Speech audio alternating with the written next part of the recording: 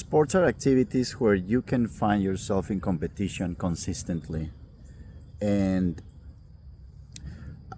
that just means that you are going to have to face the things that you do wrong and the things that you do right consistently as well. One of the most difficult things that you have to handle when you are consistently in competition, whether it's in a sport or doing projects at school or at work, or in anything that you know that you are forced to be, not forced, but you have to perform, and that performance is going to have a result that is going to be judged by other people, or is going to throw results that are going to be seen, they're going to be open to the public.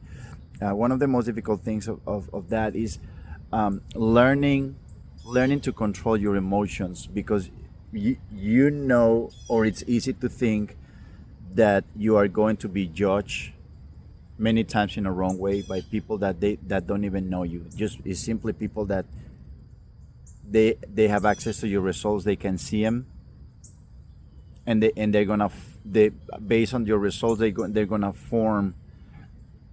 create a judgment of you.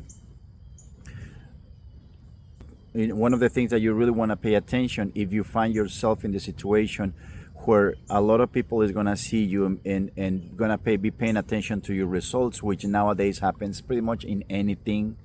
You don't really have to be an athlete, but they're going to see that at school, they're going to see that at work, and they're gonna see that even in your personal relationships, on the way you get along with people, on the way you work, and also on your results at school. You want to pay attention to not letting the emotions get the best of you, and not allowing yourself to become an expert on the emotions that affect you the most. um, when we having emotional problems, when we are dealing with things that are getting to us,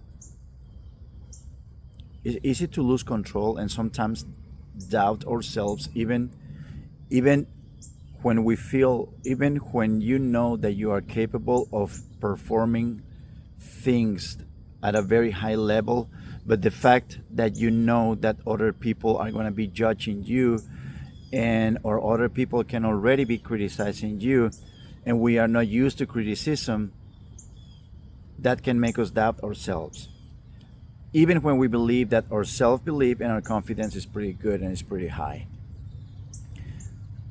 Going around mentally and thinking too much about those emotions and how they're making you feel, going around and going back to the judgment and all the things that are disturbing you emotionally,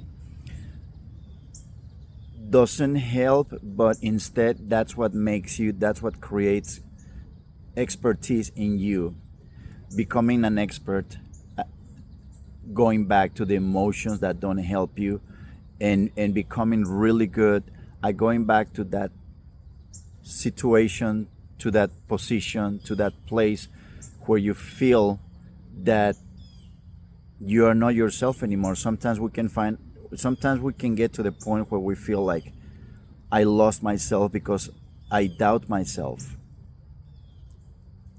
And the sad thing is that human beings can receive a shower of praise. You can get 10, 15, 20 people praising you and the way you do things, but just one person that attacks you, it just takes one hater to make you doubt yourself, and that person gets all of our attention, instead of looking at everybody else and saying, hey, I think that at least I have some capacity to do things well in this field.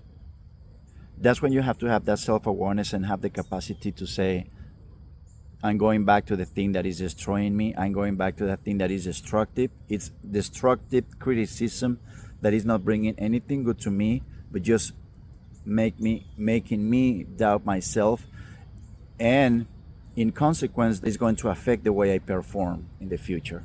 You have to have that self-awareness to catch yourself when you're going back to the fire, to touching the fire that is burning you. When you have to be able to catch yourself when you putting that hand in the fire that is burning you over and over, and oh, it hurts, and I put it back again, oh, it hurts, and then put it back in, oh, it hurts even more now. You gotta catch yourself and say, hey, this is not gonna help. You gotta move on.